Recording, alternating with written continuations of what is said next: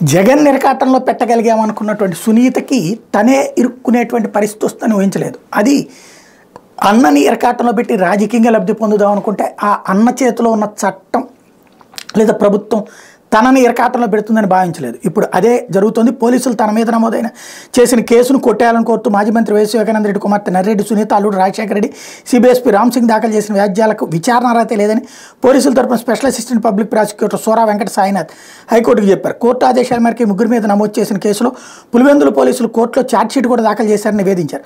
అందువల్ల ఎఫ్ఐఆర్ని మాత్రమే కొట్టేయాలని కోరుతూ సునీత తత్వాలు దాఖలు చేసిన వ్యాజ్యాలకు విచారణ అర్హత లేదన్నారు. సాయినాథ్ వాదనతో ఏకీభవించిన హైకోర్టు కేసు కొట్టివేయాలని అభ్యర్థన సవరించి ఛార్జ్షీట్ని సైతం కొట్టేయాలని కోరాలని, ఆ మేరకు పిటిషన్లో సవరణ చేయాలని సునీత తదితరులకు సూచించింది. ఇందుకు వాళ్ళ న్యాయవాదులు అంగీకరించారు. దీంతో తదుపరి విచారణ శుక్రవారానికి వాయిదేసింది. ఈ మేరకు న్యాయమూర్తి జస్టిస్ శ్రీ భానుమతి బుధవారం ఉత్తర్వులు జారీ చేశారు.